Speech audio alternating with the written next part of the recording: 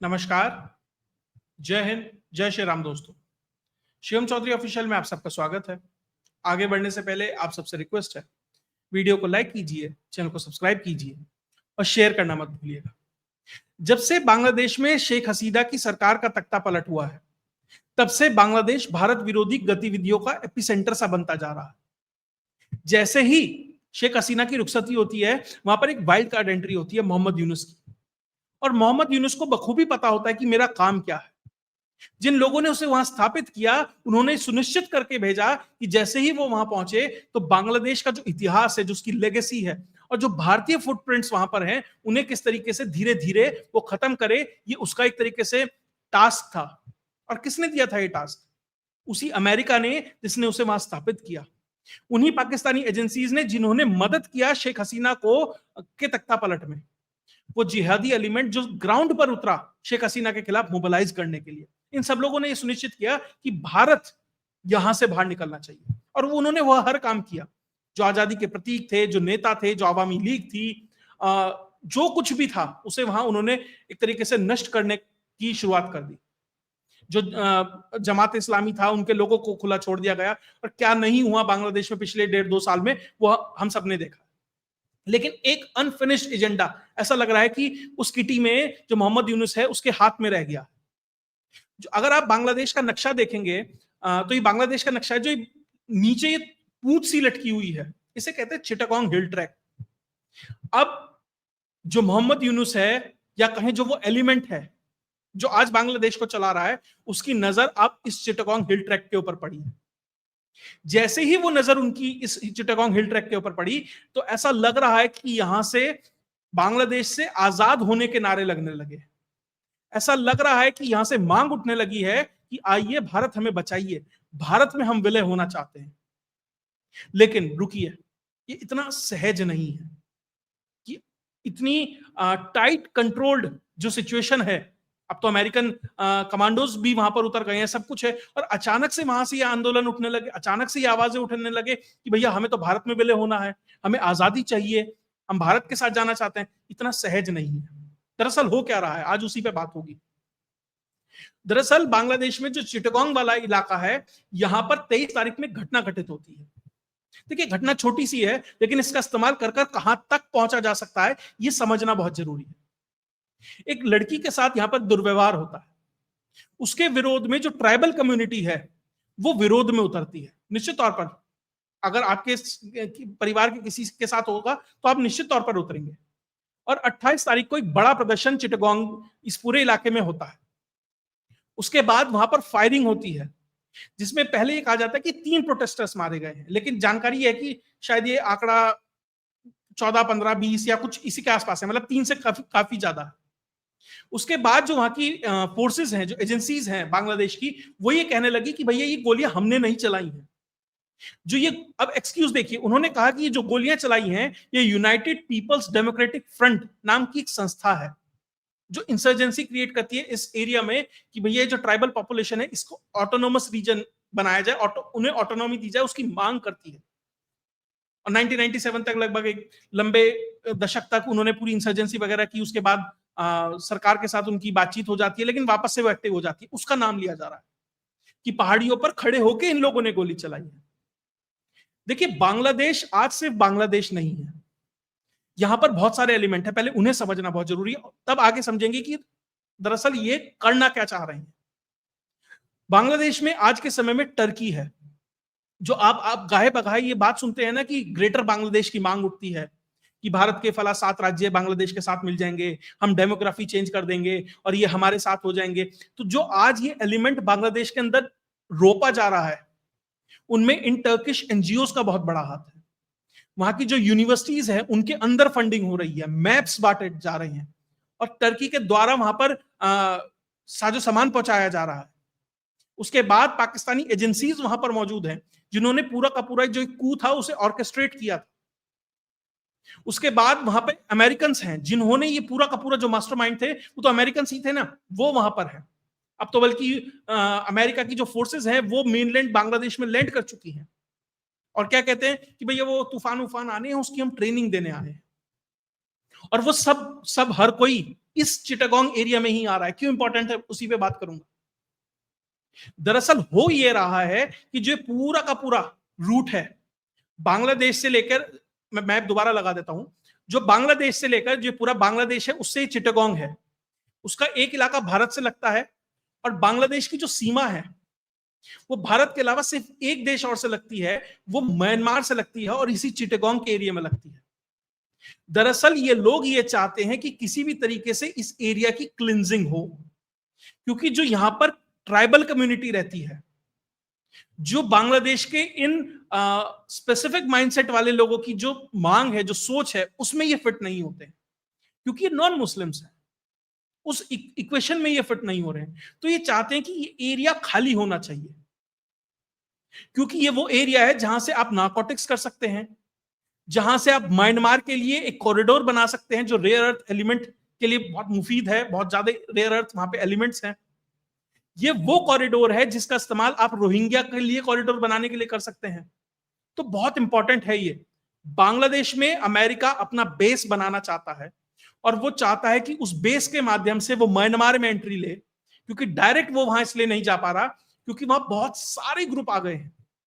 Arakan army है, भारत का भी इन्फ्लुएंस है, फिर चाइना भी वहां पर है, अमेरिका भी आ गया, तो वो उसके लिए एक बेस अमेरिका में चाहता है, माफ कीजिएगा बांग्लादेश में चाहता है, और बांग्लादेश से ये कॉरिडोर म्यांमार के लिए बने, ये उसका मंशा है। और उसमें जो ट्राइब्स हैं, चकमा ट्राइब है, हजोंग ट्राइब है, बहुत सारी इसमें ट्राइब्स हैं, वो एक तरीके से उनके लिए ऑब्स्टिकल का काम कर रही है, रुकावट है। तो ये किस तरीके से खाली किया जाए? अब होगा ये कि जो ये प्रोटेस्ट हो रही हैं, इनका इस्तेमाल कर कर ये कहा जाएगा कि देखिए यहां पे तो बहुत क्योस है, परेशानी है, लोग उग्र हो रहे हैं, यहां पर ना फोर्सेस भेजनी पड़ेंगी। पहले पुलिस जाएगी, फिर वहां पे आर्मी जाएगी, फिर वहां पर जो ये जमात इस्लामी और इस तरह का जो एलिमेंट है वो उसके अंदर इंजेक्ट किया जाएगा धीरे धीरे धीरे धीरे। क्या कहा जमात इस्लामी ने अभी कि हमें भारत पे हमला करने के लिए किसी एयरफोर्स की जरूरत नहीं है, हमारे तो बहुत सारे फिदाइन घूम रहे हैं। किस तरीके से बांग्लादेश से भारत के अंदर डेमोग्राफी प्रॉब्लम बनी है। आज ही प्रधानमंत्री ने कहा है राष्ट्रीय स्वयंसेवक संघ के प्रोग्राम में कि भारत की डिपेंडेंसी दूसरे देश पे, और जो भारत में डेमोग्राफिक चेंज हो रहा है, ये हमारा आज का सबसे बड़ा चैलेंज है। और ये बात जमात इस्लामी जैसे लोग समझते हैं, इसलिए वो कहते हैं कि भैया ये हमारा फदाइन हमारा काम कर देगा, हमें एयरफोर्स की क्या जरूरत है, राफेल, सुखोई, F-16 इनकी क्या जरूरत है, चलता फिरता बम है हमारे पास। तो ये आप देखिए क्या सोच है उनकी, और उन लोगों को यहां पर इंजेक्ट किया जाएगा और क्रियोस क्रिएट किया जाएगा। 1960s में काप्ताई करके एक यहां पर एक डैम प्रोजेक्ट था, उसके नाम पर ट्राइबल पॉपुलेशन का यहां पर डिस्प्लेसमेंट किया गया कि भाई यहां डैम बनेगा, ये है वो है, और जो भी प्रोसिक्यूशन जिस भी तरीके से चलता रहता है। 71 में हमने देखा किस तरीके से मास माइग्रेशन हुआ, और ये लोग उसके बाद आसाम, मिजोरम, त्रिपुरा, अरुणाचल प्रदेश, इन सारे इलाकों में, जो मिजोरम में लुसाई हिल्स है उसके रास्ते से वो आए, और पूरे के पूरे नॉर्थ ईस्ट में आकर उन्हें रिहेबिलिटेशन करना पड़ा। कभी आजादी के समय 90% ट्राइबल एरिया था, आज मुश्किल से 50% या उससे भी कम रह गया। तो वो कॉरिडोर इन्हें साफ सफाई चाहिए कि भैया ये ट्राइबल ट्रूबल हमें नहीं चाहिए। और दिक्कत यही है, अगर ये यहां से इंटेंसिफाई होता है, अभी तो एआई जनरेटेड वीडियोस हैं, असली है मैं नहीं कह सकता, लेकिन आ रहा है कि भैया चिटागोंग को आजादी चाहिए, भारत में विलय होना चाहता है। क्या इतना सहज? ये जो आंदोलन है ये ऑर्गेनिक शायद नहीं लग रहे हैं, अगर हैं भी तो इनको हाईजैक किया जाएगा अपने एजेंडा के लिए कि भैया ठीक है, तुम्हें भारत में विलय करना है, आजादी चाहिए, भारत में चलो। और जो यहां पर एक ग्रेट गेम है उसकी शुरुआत हो रही है, ताकि ये कॉरिडोर सिक्योर किया जा सके। यहां से भैया फिर रेयर अर्थ भी घूमेगा, सब कुछ घूमेगा। जो और इसका एक और बड़ा कारण है, जो ये बे ऑफ बंगाल है, सिर्फ ये एक ऐसा रीजन बचा है आज के समय में पूरी दुनिया में जहां पे अमेरिकन इन्फ्लुएंस उस तरीके से नहीं है। आपने सेंट्रल कमांड बनाई, आपने पूरा वेस्ट एशिया कब्जा लिया, इंडो पैसिफिक बना ली, सदर्न कमांड बना ली, ये कमांड बना ली, वो आपने सब बना लिया, 80 बेसिस बना लिए। लेकिन 1971 से जो 71 की जो वॉर थी इंडिया और पाकिस्तान की, दरअसल वो रशिया और यूएस की वॉर थी, क्योंकि वो बे ऑफ बंगाल में डोमिनेंस चाहते थे। और अब अमेरिका के लिए वो अपॉर्चुनिटी उसे दिख रही है, और खासकर अंडमान में जिस तरीके से नेचुरल गैस और ये तेल वेल सब निकल रहा है, अब तो यहाँ आना ही है। रेयर अर्थ भी, गैस भी, तेल भी, ट्रेड रूट भी, चाइना पे भी नजर, भारत पे भी नजर। भैया इससे ज्यादा प्राइम लोकेशन का प्लॉट कहां हो सकता है? वही प्रयास यहां पर है। और बीच में थोड़ी सी जो दीवार आ रही है चिटागोंग हिल ट्रैक की, इसे कैसे खाली करा जाए, अब उसमें प्रयास है। और इसको हाईजैक करके अगर हो भविष्य में तो कोई अचंबा नहीं होना चाहिए। लेकिन क्या भारत इसके लिए तैयार है? निश्चित तौर पर भारत तैयार है और वो ये चीजें भारत समझ रहा है। देखिए, क्या वॉर लाइक सिचुएशन होगी? संभावनाएं लगभग कम है, लेकिन हाँ, एक सिविल अनरेस्ट, एक थोड़े से क्योस वाली सिचुएशन हो सकती है। तो भारत ने उन चीजों को टैकल करने के लिए ऑलरेडी असम में, भैया वो चाइना पे भी नजर रखता है, बांग्लादेश पे भी रखता है, एक तरीके से 360 व्यू है, वहां पर राफेल की एक स्क्वाड्रन ऑलरेडी तैनात कर दी गई। S-400 का हमने अपना खुद का डिफेंस सिस्टम वहां पर डिप्लॉय किया हुआ है।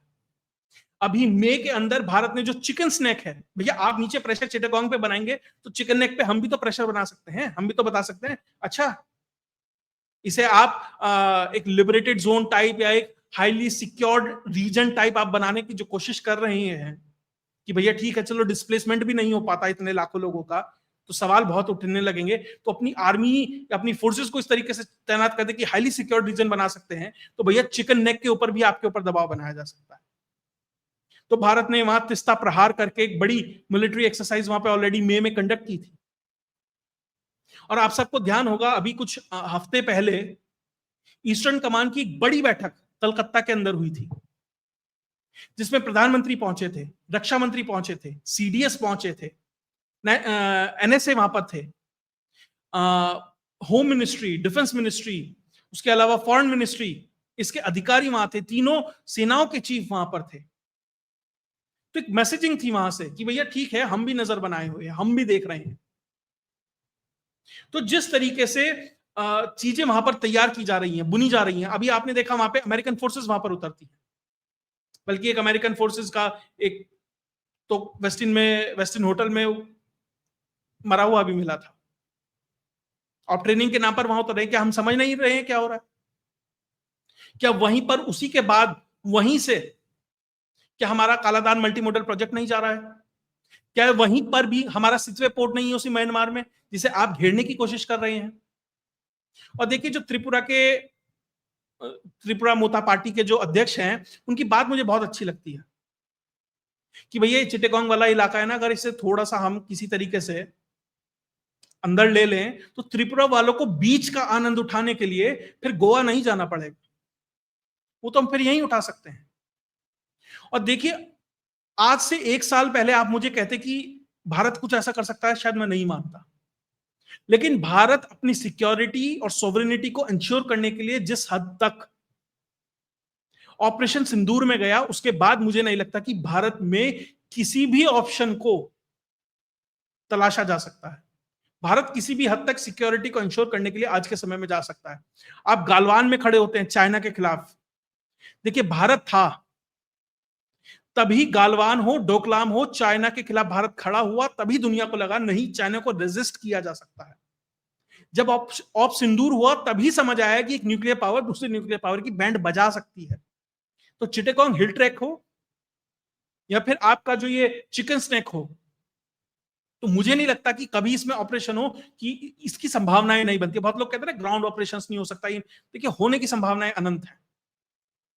और देखिए कोऑर्डिनेशन किस हद तक है, जो बांग्लादेश का director general of forces intelligence है, वो आज के समय में पाकिस्तान के अंदर है, वहां की जो आईएसआई है उसके साथ मुलाकात कर रहा है।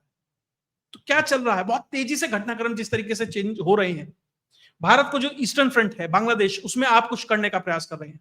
मैं ये नहीं कह रहा कि ये आंदोलन अभी एकदम हो जाएगा और चिटागोंग में सब खाली, लेकिन इसी तरह की चीजों को धीरे धीरे स्टेज किया जाएगा और उन्हीं के प्रिटेक्स्ट पर आपको कुछ वहां होता नजर आए तो अचंभा नहीं होना चाहिए। और पाक अब मैंने एक वीडियो में आपको बताया था जो ये पूरा का पूरा लद्दाख वाला इंसिडेंट है, ये भी इस गेम से जुड़ा हो सकता है, जहां ये प्रयास था कि भारत का जो वेस्टर्न फ्रंट है उससे फोर्सेस मोबिलाइज होकर लद्दाख की तरफ आए ताकि वहां एक वैक्यूम क्रिएट हो और कुछ किया जा सके। तो क्या अब उसी कड़ी में बांग्लादेश के लिए भी कुछ तैयारी की जा रही है क्या? लॉन्ग टर्म विजन, मैं ये नहीं कह रहा कल परसों हफ्ते 10 दिन में होगा, लेकिन लॉन्ग टर्म विजन कहां कहां क्या हो रहा है उस पर नजर रखनी बहुत जरूरी है, समझना बहुत जरूरी है कि कहां क्या करने का प्रयास है। कहीं फोर्स उतरी है तो किस इंटेंशन से उतरी है। कोई आप देखिए जहां पर भी अब आंदोलन हुए हैं, बांग्लादेश हुआ, फिर नेपाल हुआ, अभी लद्दाख में हुआ, हर जगह ये प्रयास होता है कि पहले एक भीड़ इकट्ठी हो डिससेटिस्फेक्शन के नाम पर, उसके बाद उसमें उस भीड़ पर गोली चलाई जाए, कुछ लोग उसमें हताहत हों। आपको पता नहीं होता कि असल में गोली चली कहां से है। अब बांग्लादेश में भी हुआ तो ये था कि भाई जमात इस्लामी ने चलाई, नेपाल में हुआ तो भी नहीं पता कि असल में पुलिस ने चलाई नहीं चलाई, कहां से, अभी एग्जैक्ट डिटेल्स नहीं है, लेकिन फिलहाल हम मान लेते चलिए पुलिस नहीं चलाई। तो उसके बाद जिस तरह का अप्रोर क्रिएट होता है, वो चाहते हैं कि इस एरिया में हो, ये ट्राइबल उस तरह का करें ताकि उन्हें उसके लिए एक बहाना मिल जाए और पूरे के पूरे एरिया पे कब्जा हो। और भारत भी इस इंटेंशन को, इस मोटिव को बहुत बेहतर तरीके से समझ रहा है। अगर इसी इंटेंशन के साथ ये चीजें हो रही हैं, और ऐसा नहीं है कि वहां के लोगों की मांग नहीं है कि हमें भारत में मिलना है, निश्चित तौर पर है, और वो चाहते हैं कि भारत में आए रहें, क्योंकि वो जिस बांग्लादेश को सोचकर वहां रहे थे वो बांग्लादेश अब वो बांग्लादेश नहीं है। लेकिन अगर ये चीजें होती हैं तो इसका इस्तेमाल किसी और तरीके से भी किया जा सकता है, ये भी ध्यान रखिए। तो जो लोग कहते हैं ना, अरे साहब मोदी जी क्यों नहीं चढ़ाई कर देते चिटागोंग पर, अरे ऐसा क्यों नहीं कर देते, वैसा क्यों, आप पीछे सोचिए किस हद तक चीजें चलती हैं, क्या क्या पीछे तैयार किया जाता है कि भैया ऐसे होगा तो ऐसे, ऐसे होगा तो ऐसे। तो उन सब चीजों को ध्यान में रखते हुए अंतरराष्ट्रीय स्तर पर, खासकर जियो पॉलिटिक्स और खासकर इस तरह की घटनाओं में बड़ा ध्यान रखना पड़ता है। खैर, इसमें जो भी अपडेट आएगा, जो भी चीजें इसमें निकल कर आएंगी, वो आपके साथ निश्चित तौर पर शेयर करते रहेंगे। अगर आपको वीडियो विश्लेषण अच्छा लगा तो वीडियो को लाइक कीजिए, चैनल को सब्सक्राइब कीजिए, शेयर करना मत भूलिए। जय हिंद, जय भारत।